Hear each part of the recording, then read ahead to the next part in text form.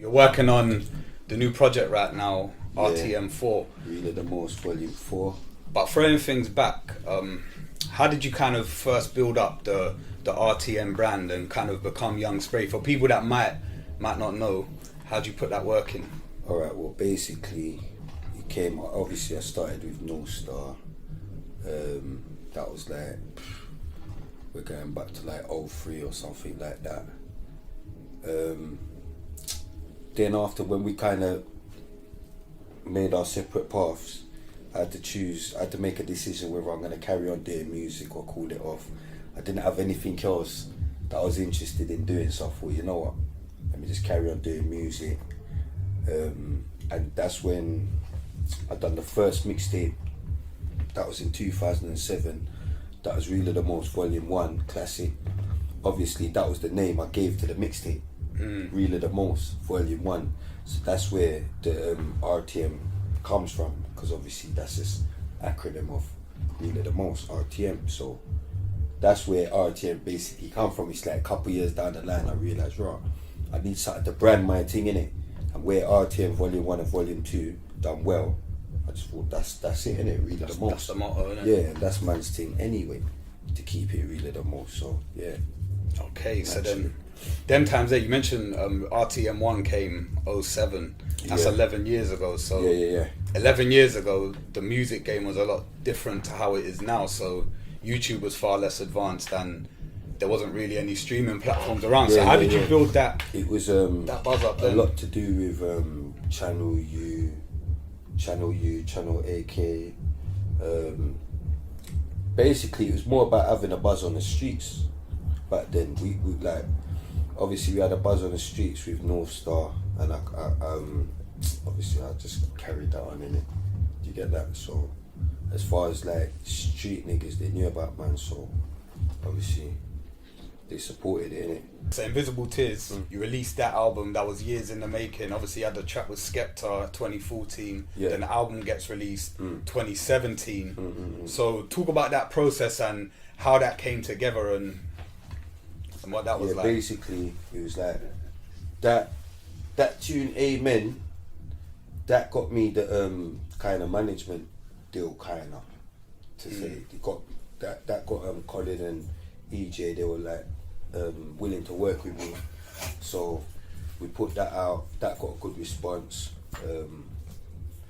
Obviously I had Amen, I had Proud there with Chip and Wretch. I had a couple tracks there still. Do you get, even I had a couple old tracks that I'm gonna have on my best of unreleased spray. That was good tracks, but it's like I weren't happy with what I had, type of thing. I weren't happy with the production, so that's why I had to go and who did I go to? Splurge and that, to get Splurge, couple beats from Splurge to try and freshen it up. And yeah, so it just got to a point where I just thought, you know what, this needs to go out now, so we put it out. And obviously now it's all systems go, because then I had management, so I had to bring these tunes to people once I finished doing them. Do you get what I'm saying? So it's like raw.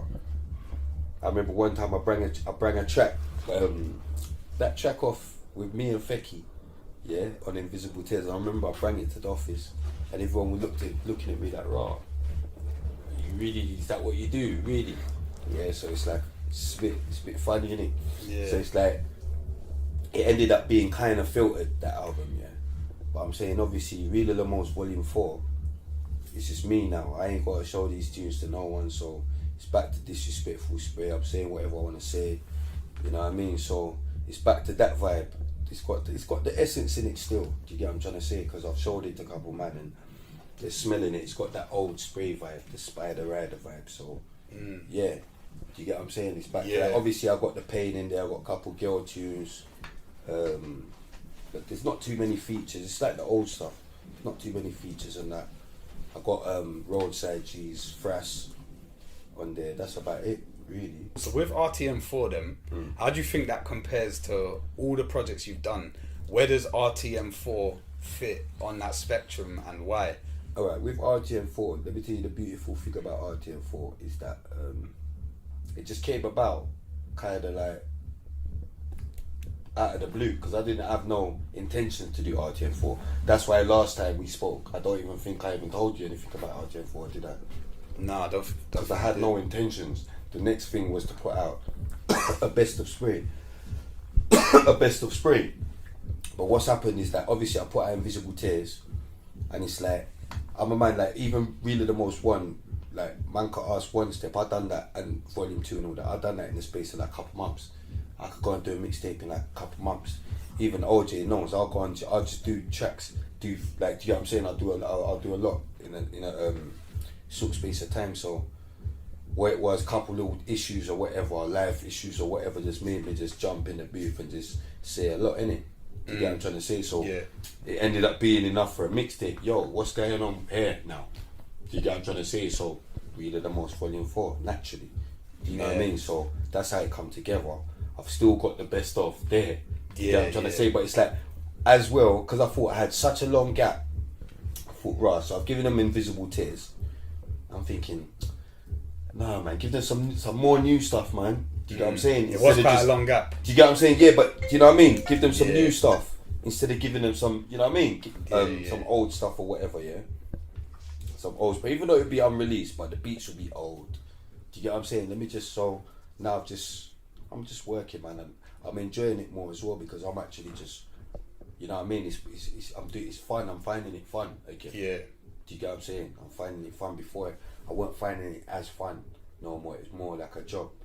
But now it's fun again for me. Okay, so you mentioned there was a couple gaps in that. Obviously, one reason for some of them gaps was going to jail. So when you go to jail, obviously you go to jail as one person, but you come out and you got a different like standing in the music game now. Yeah. So what's that like as an artist, having to rebuild that buzz when you go to jail? Like, what goes into that? I imagine that some artists go to jail, they come out and they just pack it in because they can't be bothered to go do all of that stuff again, or it's not in their interest anymore. So how do you actually rebuild your buzz once it kind of, you lose it a bit because of jail? To be fair, I'm kind of used to it, so it's like, I just get on with it. I just make music and put it out. And you have to understand, with me, bruv, like, man came so far, like, man's like, from the start of this rude boy thing or whatever, rude boy rap or whatever, gangster, whatever, road rap, whatever you want to call it, man came from the start of that era, do you understand? So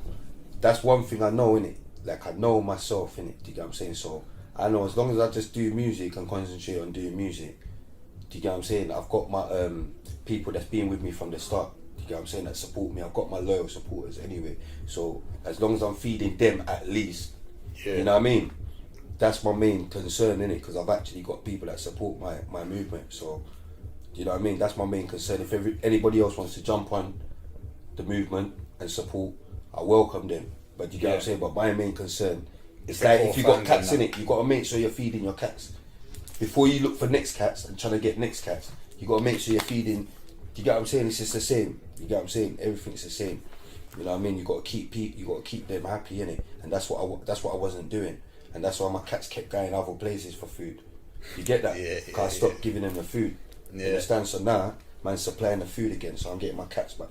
Yeah. You get what I'm saying? Okay. Nice analogy there to hammer that home. Come on, man. A lot of people will just leave jail. They might even leave jail with the best intentions to try and change their life. Of course. But they can't, because, for example, someone I know left jail, he comes out, he said he's going to get a job in a gym, but that job was relying on someone bringing him in. And then when the bringing fell through, he didn't have a job there, so he didn't really have many options to go and pursue. So how important is it that these kind of things and mechanisms exist for people in jail to then try and build their life once their sentence is done? Do you know, that's obviously, that's very important, yeah.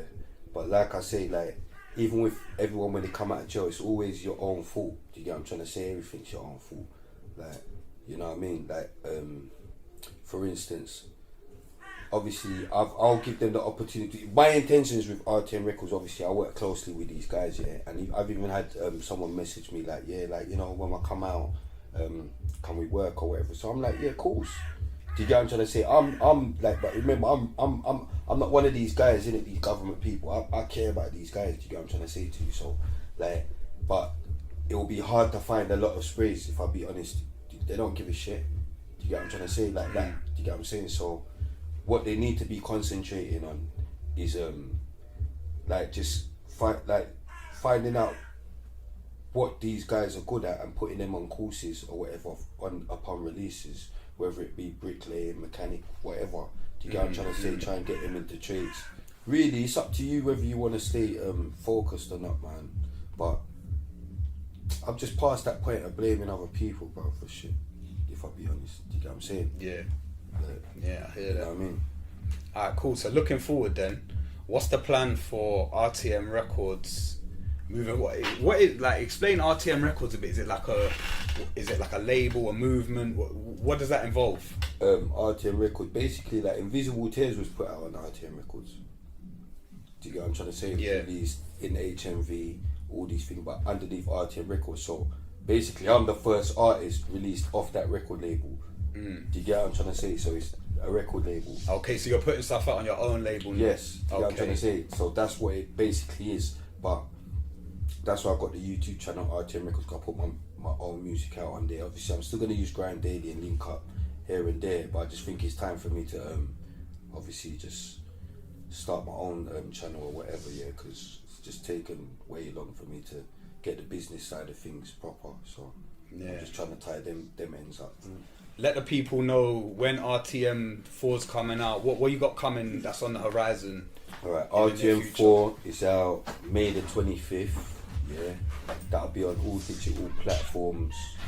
It'll be up for pre-order from the 11th. Make sure you go cop that, man. That's the old spray. You know what I mean? Invisible Tears is out now. Make sure you check that out. Spotify, all major platforms. That's in HMV. I'm gonna have the best of Young Spray. I'm still gonna put that out. Unreleased tracks. Yeah, I'm working this year, bruv. Unreleased tracks.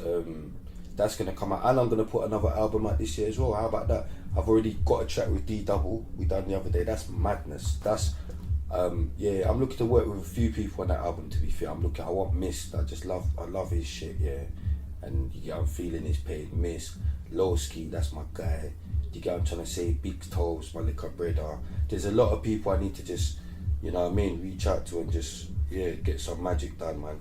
You know what I mean? And get this second album, you know what I mean, popping. Okay. You get what I'm saying? Fresh it up, you get what I'm saying? Yeah. So you got the mixtape coming, then later on you got the album coming. Yeah, bro, I'm like I said, fam, it's just fun to me now, innit? Like, let me talk some rap, let me talk now. You know what I mean? I'll just start talking now. Because I see everyone likes to talk. I'm hearing it all, so I might as well just start. Spray's turn now. Yeah, why not? You know what I mean? Why not? Look out for RTM Volume 4, May the 25th. Done now. Yeah, man, stay locked.